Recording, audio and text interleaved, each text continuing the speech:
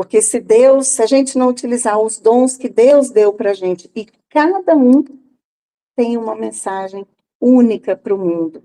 Cada um de vocês. Você, senhora, cada um aqui tem uma mensagem única e especial. Não tem ninguém que é mais especial do que o outro. Para os olhos de Deus, todo mundo igual. Então, a gente pensa ali, não, eu tenho uma mensagem especial, eu sou especial. Então, isso é muito importante. Quem não utilizar desse dom, aí sim, aí Deus vai e tira o dom, até a figueira secar. É isso que Jesus quis dizer naquela época e que eu estou traduzindo aqui nos meus estudos. E também os médiuns são intérpretes dos espíritos, porque para os espíritos faltam os órgãos materiais. Claro, eles estão num outro nível de, de vibração. Então, por isso que também, de acordo com Allan Kardec, todo mundo é mais ou menos médium. E mediunidade, gente, não precisa ser aquela mediunidade de escutar, ou psicofônica, ou alguma coisa. Mediunidade é tudo que a gente sente. A gente sabe quando está fazendo uma coisa errada ou boa. Quando sente, é só olhar o olhar do outro, sentir o outro. É uma certa mediunidade. Então, para a gente desenvolver isso, para a gente ser a figueira boa, é muito importante a educação. E a doutrina espírita enfatiza a importância da educação e do conhecimento sobre a mediunidade, sobre a gente estar aqui estudando, para que a gente possa desenvolver de forma consciente e responsável a nossa mediunidade, o nosso papel no mundo. Por quê? Porque aqueles que têm uma certa faculdade, uma certa mediunidade, se não estuda, se não trabalha, quando xinga, numa briga, conecta com os irmãos de vibração mais baixa, e aí que vira o samba do crioulo. Aí, ao invés dele ser um mensageiro da espiritualidade, de luz, ele já começa ali a conectar com o obsessor, e uma briguinha boba vira uma briga colossal. Por isso é importante o vigiai e orai. Vigiai. Às vezes a gente está brigando por uma coisa, não sabe nem por quê. Virou uma outra briga gigantesca. Queria passar para a direita, o cara não deixou, e o negócio virou, perdeu a passagem, começa... Gente, vira uma briga gigantesca, não sabe nem por quê. Então, vigia, deixa o cara, a gente não sabe o que está acontecendo, estou dando esse exemplo aqui, mas cada um sabe o que está passando aí, qual foi aquela última briguinha boba que a gente fala, é a última discussão que eu tive, eu falei, gente, por que nós estamos brigando? Eu já até tinha esquecido. A gente tem que vigiar o tempo todo. Por isso, a gente tem que ter essa consciência e essa responsabilidade o tempo inteiro, né? E aí, agora a gente vai um pouco para a palavra fé. Então, esclarecemos aí um pouco sobre...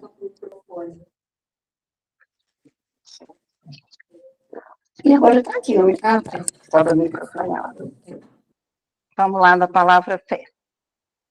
Vamos entender um pouco o que é a palavra fé. O significado da palavra fé é, segundo a minha professora de reforma íntima, então eu estou estudando bem, eu acho, vamos ver. Tem origem no grego, pistia ou fides, que significa originalmente harmonia, sintonia, consonância. Então, ter fé é estabelecer sintonia, harmonia entre o espírito humano e o espírito divino. Quando não tem essa harmonia entre o espírito humano e o divino, é só opinião. Então, está em desarmonia, é só opinião. Tá? E aí a gente tem dois tipos de fé. A fé cega, baseada em dogmas, milagres, e a fé raciocinada, que é aquela alicerçada no conhecimento das leis divinas e na confiança da justiça divina, que envolve vontade, perseverança, trabalho moral. E é importante a gente não confundir fé com presunção. A verdadeira fé se conjuga à humildade. Aquele que possui, que deposita mais confiança em Deus do que em si próprio. Aquele que fala, não, eu tenho fé, eu confio no meu tato, vai acontecer uma história engraçada que eu vou contar para vocês. Bom, eu achava que eu tinha fé. Achava, sempre estudei, desde pequenininho, sempre ia na escolinha dominical, no Centro Espírita, lá em Belo Horizonte, Manuel Felipe Santiago, era uma pirambeira danada, eu ia, estudava, desde pequenininho. Bom, aí, lá, passado algum tempo, já tinha meus 30 anos, e aí fui melhorando várias coisas, né? Cada dia vai melhorando, cada dia um pouquinho. Um dia, gente, eu fiquei presa no elevador. Fiquei presa no elevador. Falei, não, eu sou uma pessoa de fé. Não, nossa, eu não falo palavrão, eu não faço isso, não falo aquilo, não. A minha fé vai fazer esse elevador funcionar. Vai fazer, seu Antônio. Eu tinha tanta fé que eu comecei a rezar. Nossa Senhora, Ave Maria, Jesus, nada, gente. O elevador não funcionava. E aqui foi me dando um desespero. Eu falei, então, né, Ave Maria, Pai Nosso, e Pai Nosso. E a Ave Maria foi pouca, e eu comecei a rezar, e na hora do elevador funcionar, e aí eu levei 2 sustos. Porque eu falei, a minha fé, eu não tenho fé. E aí eu fiquei triste porque eu não tinha fé, e eu fiquei nervosa porque o elevador não funcionava. E aí foi 2 baques de uma vezada só. E aí o meu mentor me foi bravo também. Ele falou, você fica achando, pronto. E aí veio a terceira e última lição, que aí veio um santo motoboy e foi lá e abriu, eu já até contei essa história aqui em outra palestra, e foi lá e abriu o elevador e eu agradeci. Então, moral da história, aí eu fui trabalhar minha fé. A minha fé ali era uma fé cega, era aquela fé, vai abrir o elevador, porque eu tenho fé. Não é assim, gente, isso não é fé. Isso não era fé. Isso era uma fé cega. Depois, cada motoboy que passa na rua hoje, eu sempre lembro, deixa ele abrir o elevador para alguém que está preso.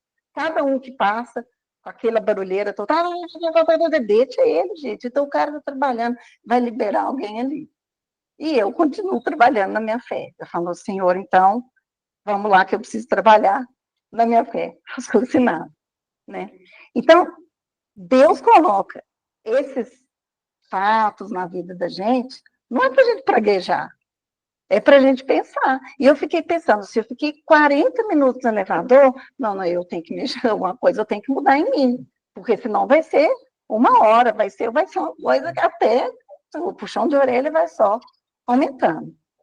Então, como que a gente desenvolve a nossa fé? Então, eu fui lá.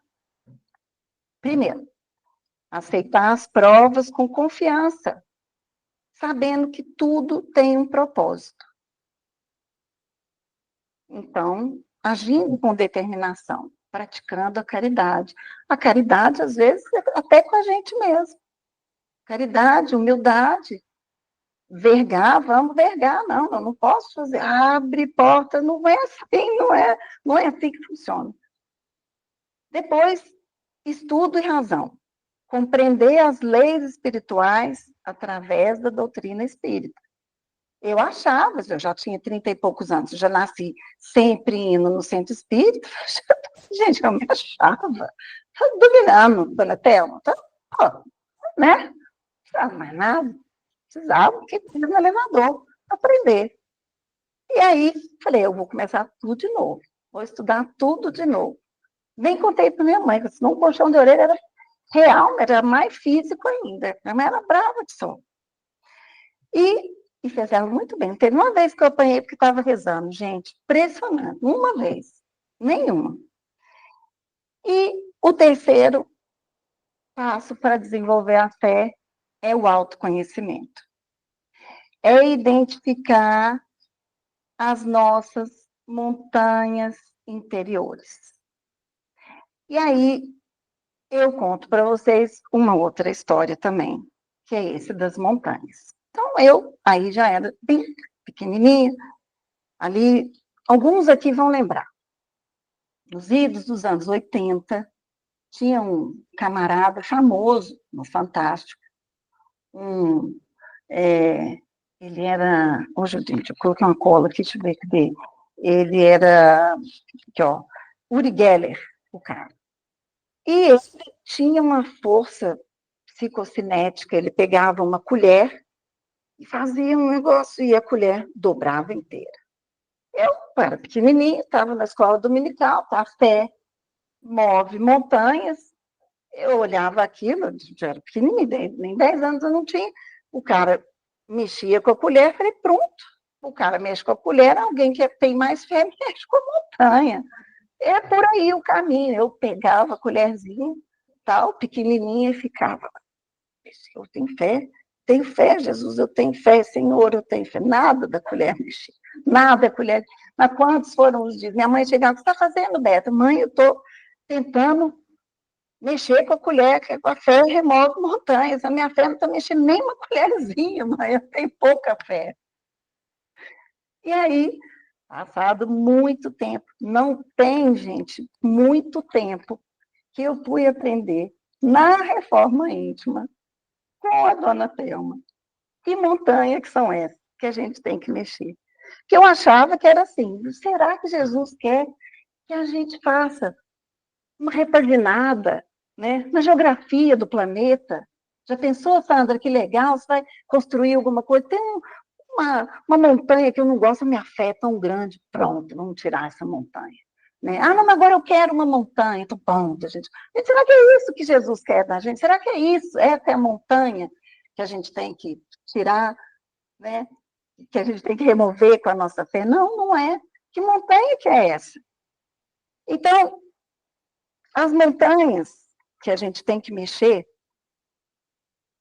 as montanhas que a gente tem que trabalhar, são as nossas dificuldades. Essa dificuldade aí, ó, que você pensou agora. Essa dificuldade, essa resistência, essa má vontade, aquele mau humor, aquela rotina, aquele interesse, apego material, apego, é meu, é meu, é meu, isso é meu. O egoísmo, a teimosia, a cegueira do orgulho, o, o silêncio que magoa o outro, os ciúmes, essas vicissitudes que a gente sabe que tem há séculos e séculos e séculos e séculos. A gente trabalhando, trabalhando. Essas são as montanhas que a gente precisa remover dentro da gente. E aí, no mundo atual, o que acontece? Sempre tem alguém no nosso caminho que vai representar isso que a gente precisa enxergar. E é um bom exercício. A gente imagina conviver com alguém como a gente ali. Eu chegava no trabalho sempre calada, porque eu gostava, vou focar. Aí, quando foi um dia, a mocinha que trabalhava comigo, ela falava, não, você não gosta de mim. Eu falei, gente, lógico que gosta. Não, você não gosta. Você não conversa comigo e tal. Eu falei, nossa, olha a impressão que dava, que eu não gostava. Mas, menina, bom dia até para cavalo. Eu comecei, não, bom dia, você tá bom, tudo jóia, não sei o quê, tomar um café. Tal. E era um esforço para mim fazer isso. Então, vamos fazer, vamos tirar essa montanha, vamos ver o que o outro necessita. É a caridade. Tirar isso, para quê? Para que isso? Né? É igual do carro. É impressionante, gente. O carro, quando foi um dia, eu tive uma discussão no trânsito tão grande, que eu falei, a partir de hoje eu não vou brigar mais. Não vou. Não vou buzinar, eu não vou. Nem fazer, passou um pouquinho, nem pensar. Então, eu convido vocês, gentilmente, a partir dessa noite, a se desafiarem. Passa a deixar de fazer. Igual quando a gente está fazendo uma dieta. Não vou tomar refrigerante, pronto. Mas o pensamento fica lá, não, mas só um pouquinho, o negócio é tão bom. Ah, só hoje. Não é assim? Ah, mas só um pouquinho. Só, hoje, ao meu aniversário, pode. Não pode. Até a gente vai acostumando. Até que chega um dia que nem o pensamento tenta mais. Então, você sai no trânsito, você fala, "Ah, deixa aí, tá com pressa, deixa ele ir, é isso mesmo. Ou, sei lá, falar mal, tem gente que tem mania de falar mal, ou de reclamar. Gente, pelo amor de Deus, tem gente que reclama de tudo. Da comida, do sal, do açúcar, da água, se tá sol, se tá frio, se tá quente, se tá chovendo, tá chovendo. Misericórdia, eu não sei o que agrava. Então, a gente exerce a paciência, não tem paciência. Mas vai fazer o quê? Que bom. Como dizia meu avô, melhor ouvir isso que é surdo. Então, pronto. É que bom. Né? Então, assim, levar a vida mais leve, remover essas montanhas da gente, ir removendo. Então, aproveitar o agora, o presente é um presente que a gente tem, e colocar em prática a remoção das nossas montanhas. Quem é apegado, o meu convite é, procura desapegar. Isso daqui não vai levar nada, nada. Nem um anelzinho, nem um bilhetinho, nada. Nada. Nada, nada. Não adianta. Tem gente que acumula, vai acumulando, com confusão, vai ficar tudo ali. Ficar tudo ali. Ó, minha mãe passou daqui para lá, eu peguei 2 sacolinhas de Carrefour, o resto, falei, eu passo para frente. E olha lá, peguei só de lembrança, uma coisinha e outra, então, foi muito. Do meu pai não tem nada. Nada, ele tem lembranças, boas lembranças. Convidei os dois, certeza que eles estão aqui. Muita alegria. Então, a gente vai desapegando, dá para quem precisa, dá para o próximo, dá para alguém, desapega. Né? Daqui a gente só vai levar, como diz Jesus, os tesouros que a ferrugem não come. Não é assim? Quem é mesquinho, divide. Divide com o vizinho, aquela comida gostosa, acabou de ganhar um doce, divide. Fala, ai, eu não queria dividir. Divide. Começa agora a praticar aqui o que a gente vai viver lá. Senão vai ficar mais difícil. Quem assistiu aqui o filme Nosso Lar, imagina, quem gosta de uma boa picanha, chega lá só aquele líquidozinho. Como é que vai ser? Como é que vai ser? Aqui é só uma passagem, aqui é só um estágio. Quem não tem paciência, respira fundo. Não precisa chegar até no 10, não conta até 2. Então, já tá bom, 2, então, beleza. Amanhã já vai 2,5, depois 3. Ai, Jesus, estou melhorando. Me ajuda, pede ajuda, gente. Jesus ajuda. Quantas vezes eu já não estava aguentando mais? E eu ajoelhava. Quantas vezes eu falava com a minha mãe falava, estava ajoelhando. E eu falava, o que que tem? Você acha que tem algum chip no joelho? Jesus vai ouvir mais? Como é que é? Quantas vezes eu questionei isso? Eu fui estudar isso. E tem mesmo. Tem estudos já que comprovam que quando a gente se ajoelha e coloca a mão em prece, a gente faz uma conexão do nosso lóbulo frontal, que abre, quando consegue, as máquinas que medem a nossa energia, elas conseguem medir a amplitude da nossa energia. E essa energia chamada amor, ela transforma, ela deixa a gente de um tamanho tão grande. E é isso, assim que a gente conecta com a espiritualidade de luz. Então, sim, quem pode ajoelhar, ajoelha. Põe a mão em prece e conecta com a espiritualidade. Pede ajuda. Mas Jesus, hoje eu não aguento. Me ajuda. Tira um pouquinho desse peso aí. Né? Tem até uma história de Valdo que conta. Não sei como é que é a história, mas é mais ou menos assim. A pessoa chegou para o mentor e falava, a minha cruz está muito pesada, não aguento, e aborreceu a espiritualidade, aborreceu, enfim. espiritualidade levou ela para uma sala das cruzes. Falou, então tá bom, a gente conseguiu, você pode escolher sua cruz. Ela foi lá e escolheu a menorzinha que tinha na sala. Escolheu uma cruz pequenininha, desse tamanho do meu tercinho aqui, ó. A pessoa saiu feliz da vida, é essa que eu quero. Aí o mentor falou, essa é, mas essa já é a sua. E a pessoa ficou toda sem graça. Já pensou passar um carão desse com o mentor da gente? Que horror! Olha o tanto de benesses que a gente já vive hoje, de estar aqui, ouvindo, nesse lugar tão acolhedor que é a casinha.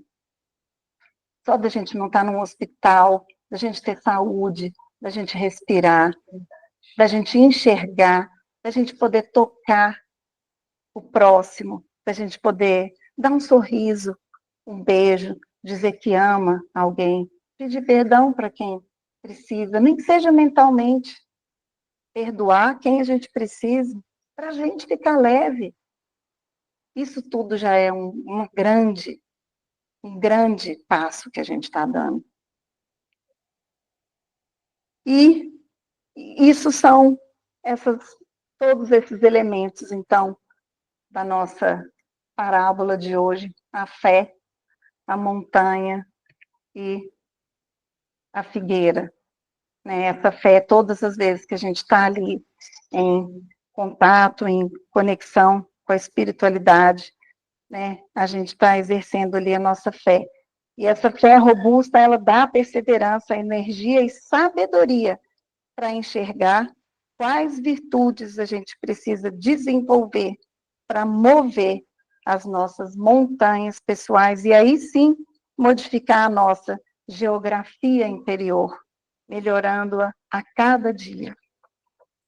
Então, é importante a gente amar a Deus, mas saber que está amando. Crer nas suas promessas, mas saber por que a gente acredita nelas. Segue os conselhos da espiritualidade amiga, mas compenetrados do fim que nos apontamos e dos meios que nos trazemos para os atingirdes. Vigia todo dia, a todo momento. Embraçando, sobretudo, o escudo da fé, com o qual podereis apagar todos os dardos inflamados do maligno. Por isso, Paulo de Tarso, que conheceu tão profundamente os assédios do mal, que lhe suportou as investidas permanentes dentro e fora dele mesmo, recomendou: usemos o escudo da fé, acima de todos os elementos da defensiva. Somente a confiança no poder maior, na justiça vitoriosa, na sabedoria divina consegue anular esses dardos inflamados no veneno que intoxica os nossos corações. Todo trabalhador sincero do Cristo movimenta-se à frente de longa e porfiada luta na terra. Golpes da sombra e estiletes da incompreensão cercam-nos em todos os lugares. Mas se a bondade conforta e a esperança ameniza, é imprescindível não esquecermos que só a fé representa o escudo bastante forte para conservar o coração imune das trevas. E, por fim, que possamos cultivar essa fé ativa, transformando nossas dificuldades em oportunidades de crescimento, lembrando que, como Jesus ensinou, tudo é possível ao que crê, desde que crer signifique trabalhar, trabalhar, trabalhar e melhorar a si mesmo todos os dias. Muito obrigada. Que Jesus abençoe a todos e que a sua paz penetre em todos os nossos corações. Muito obrigada. Uma ótima noite.